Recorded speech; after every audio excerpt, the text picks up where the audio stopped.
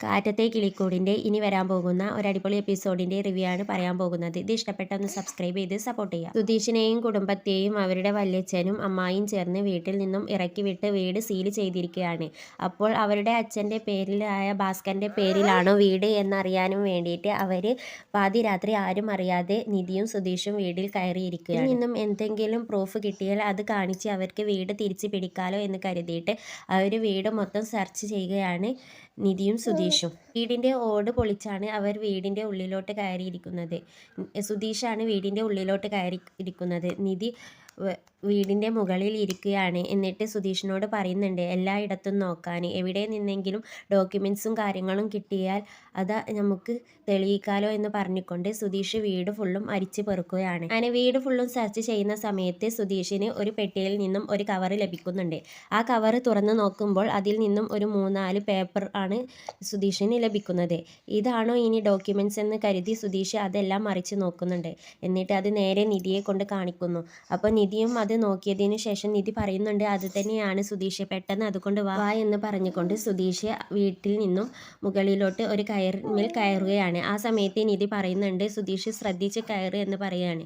അങ്ങനെ ഒടുവിൽ സുധീഷ് അവിടെ നിന്നും കയറി മുകളിലെത്തി നിധിയുടെ അടുത്തെത്തി. അങ്ങനെ ആ പ്രൂഫും കാര്യങ്ങളും ഡോക്യുമെൻറ്റ്സും എല്ലാം നിധിക്ക് കാണിച്ചു കൊടുക്കുകയാണ്. അങ്ങനെ നിധി അത് നോക്കുന്ന സമയത്ത് അത് അവരുടെ ആധാരം തന്നെയായിരിക്കും.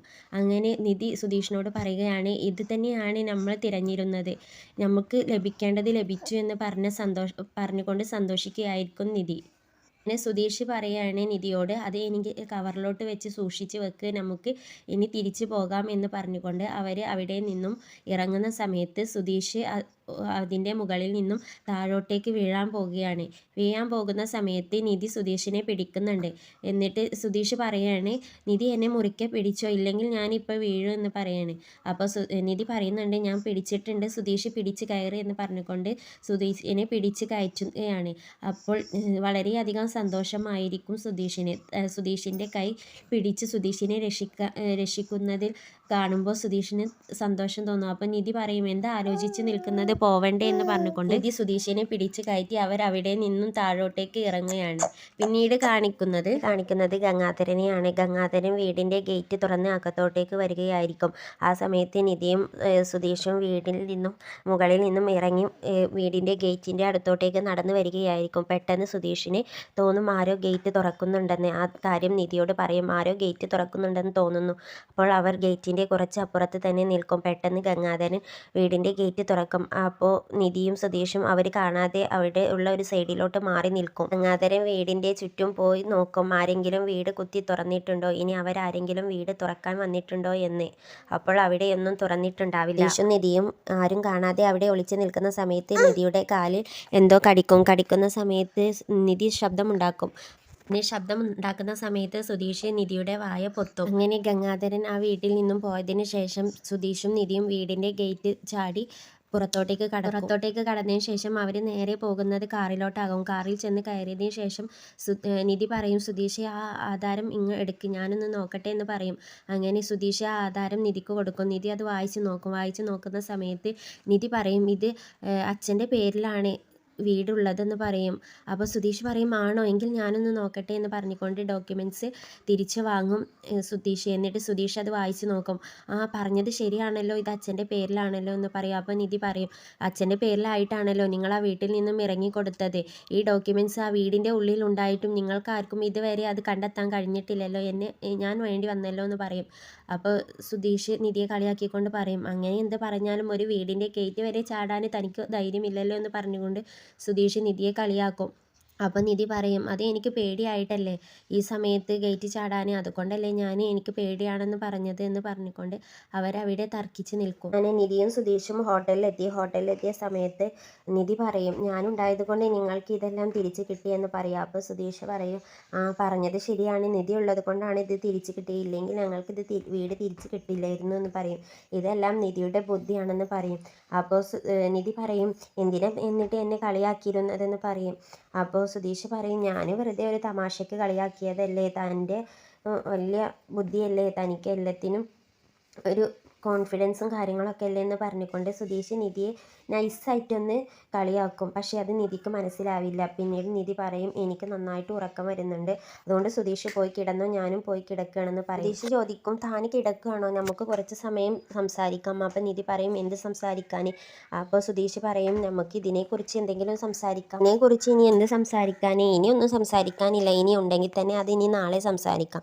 അപ്പോൾ സുധീഷ് പറയും, എന്നാലും കുറച്ച് സമയം നമുക്കൊന്ന് സംസാരിച്ചിരിക്കാമല്ലോ. അപ്പോൾ നിധി പറയും, എനിക്ക് തന്നോട് സംസാരിക്കാനൊന്നുമില്ല, ഞാൻ പോവുകയാണ്.